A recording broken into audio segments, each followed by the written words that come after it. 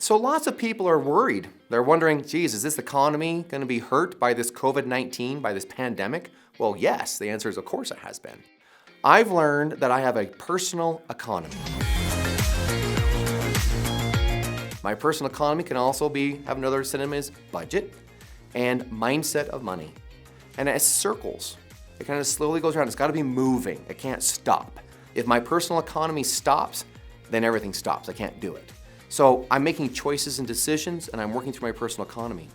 But I have to be cognizant of the fact that I have a local economy going on as well.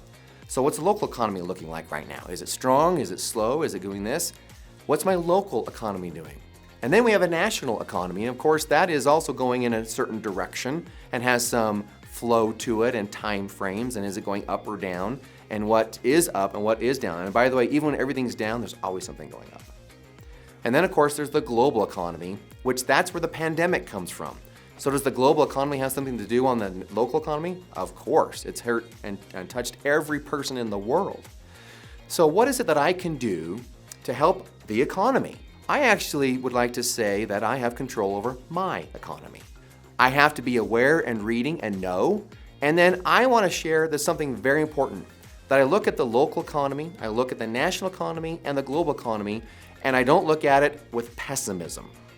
I look at it with opportunity and with learning from it to know the timing of things. So how do I do that? It starts definitely on my personal economy, which is my personal budget and how I manage money. Most of us rely on money and we are scared if we lose it. If we look at money as a fearful-based thing, we're going to be scared the whole time, or we're going to make poor choices.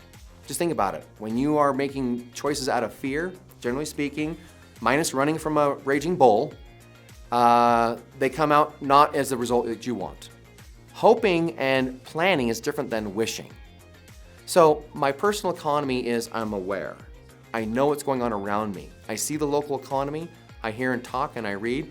And so I look at that and I share it, but I try and get a feel of not just articles and what people are saying. I actually go to places that are selling things and I see how fast are they selling. Of course I look at the economic numbers, but I honestly look, this is gonna sound funny, I look at the want ads. What is being sold? How fast are they being sold? What are they putting up? Are they new things? Are they old things? I look and watch Amazon. Are people crazy excited about Amazon? I watch their stocks. I watch what's going on. Are people buying things or not? Because at the end of the day, an economy is based solely on whether you and I are buying something or we're not. Now, with that, I'm not saying we should spend. I'm saying we should spend wisely. I think we should be moving forward. If you own a business, you should be putting aside money that you spend.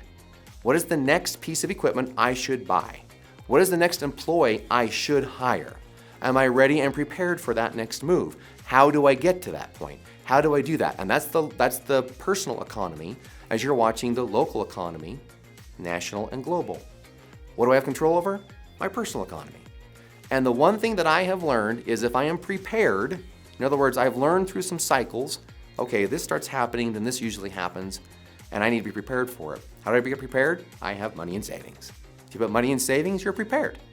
Then you're actually not as scared. For example, I would suggest having the thought of cash in the bank rather than credit cards as reserves. Things like those that just to process and to think about that you can't do in one day, but preparing accordingly. My hope is that this pandemic has made us stop and think, okay, how do I do this right? I do believe if you and I choose collectively that we can come back and still have a very strong economy. It's up to us. Is money the root of all evil? Well, I've learned if you do it incorrectly, it can be. Can money be a root source of success and happiness? Yes, if it's positively looked at and is looked at as freedom. I believe that wholeheartedly. So someone asked me the question, how does one's personal economy come to a halt? They stop. That's truly it. We're gonna have the, oh my goodness, I lost some money. Oh my goodness, it's been a bad month. Nobody who is in control of their personal economy has it positive the whole time. They, first of all, are aware. Because the two things that we can't do to our clients and we can't do to ourselves is surprises or confusion. Those are the two things that will stop all things. So if you are surprised because you've been doing all these right things or good things or correct principles and it's not going your way, oh my goodness, you just stop.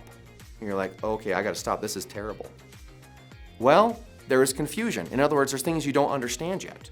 You've got to learn to understand those processes, and nothing teaches a person anything more than hardship, than a tough time. How did I get here? What happened? I got to think about this.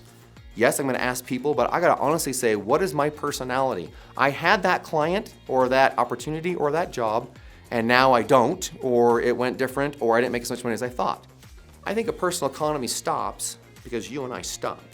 We stop listening, we stop trying, we stop thinking about the opportunities that are coming our way, and you and I learn the most when it's tough. You know that, I know that, we just try and avoid it. So the principle of avoidance, avoid doing those things that you know from experience will not help you. And try new things every day. I'm gonna try this safely. Don't invest all your money in it, but say, I'm gonna give this a chance and see what I can learn from it. I have a thing in my life called the tuition of life. I've paid money into investments, into circumstances, into people, into things, thinking they would work out, and I lost every nickel. Called the tuition of life. I didn't get my return on investment I was hoping for, but I sure learned a lesson. And I've never forgotten each one of those lessons. And that tuition of life has paid dividends because I've learned more no's not to do so I don't go back to them. And then I learned the ones that that did work out. And it's allowed me the process to go down that road to learn and understand. And I always say, you gotta have failures and successes. And as long as your successes outnumber your failures, you'll be successful.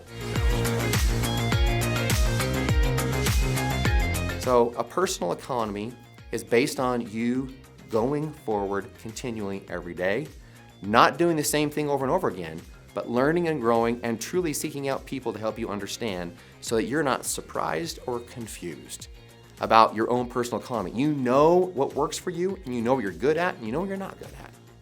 And either you hire the person to do it for you, or you don't do it, and you focus on the things you do really well.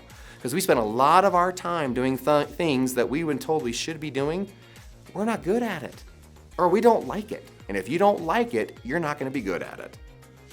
I love talking about this, and I'd love to talk about it with you. Come see me, let's chat. It is something to do with your mortgage. It is something to do with your home. It is something to do with your finances. Should you refinance or not? Should you buy an investment property or not? Should you, and how do you get there? That's what I like to do. I want to be your mortgage consultant. I want to be your advisor and allow you the process to learn and understand the industry and your timing to make the very best, wise, and prudent decisions for you.